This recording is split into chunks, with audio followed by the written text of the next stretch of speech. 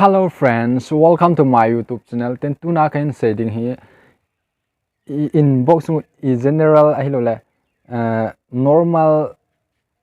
message ki thot na sim message ho hung ho and sima kona ki thot ho na net manglawa che pa he tu a hi future hoi ta hin koi ta wan epp ham chu kain setting chai khat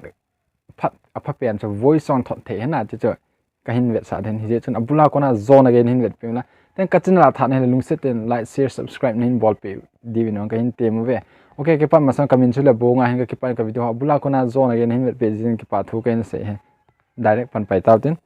ep ham tile tua messenger whatsapp ti ho kona ki bol the na mi message ki thona voice message on ki bol the lim yong ki thona video on ki thot the na ahin tu chunga he normal message inbox pa hi bol the he na cho kahin se ki ni sai lut dio inbox ai lut chai tan chai khat ga he din amas message ki thot jina inbox sim pa sim ma mo mo hi phone mo inbox pa he ga he the chu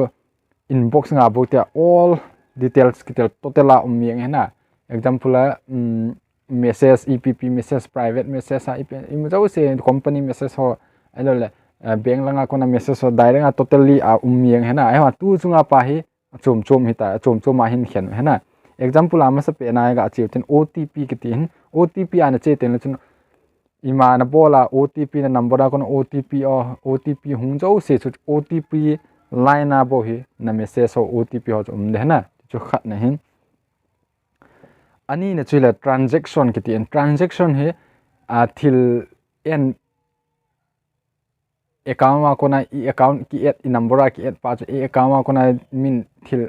sen ham hello min hin sen ham en I thot ham na ti ho message ho na bank balance ho chu cha hin vet sa na transaction a he tel khat kin personal ki ten personal hi ep ham til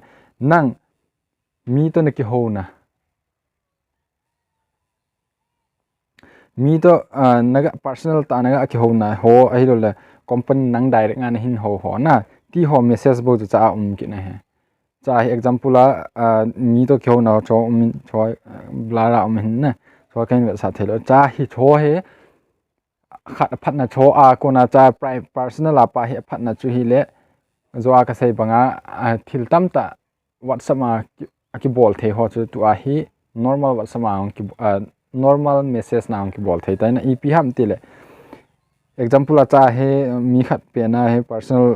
personal pa message na he kalu cha ten cha he example chi hin thon cha he epp mam tile plus on min thil dang na thot the na ten la lim yong na thot the hin ten chat message on na thot the na ten la emo ho chu amasa ko na sa hin ai ma cha he hi lim le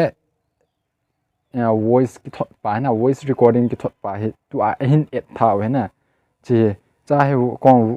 min amount no voice in thot in ko ka thot na lim yong ka thot ne tabang hin itela khat phat na chu cha he sim lo hi deliver ti la chu deliver ki ti ki sun ji en tu he deliver ki ti ji ta poi ep ki sun ham ta la lok ji he na ave teng la bo chun ti ta la chu on de ki open de chu phat na delivery read na who delivery location jen tu pa he ta chu ki sun ji da lock ki pi tho ave teng la lock kyong de ave lo wala lock ki bon de ki chu hin new future hin bol na phone wa hole mi jo se phone an lo mai the hin lo yong le na android kha ve ki update ni na ten la chun ta bang future ho mai the he aphan he whatsapp ho ga mana net pe ho ga mana hi lo le apps ga ki download na ga man ho sanga ifona den na chi imana le them khat abayati he facility on future on hoi che na ti ka hin het sa hin ki pan bula khona zone again hin pe ki pa thu ken se ka ki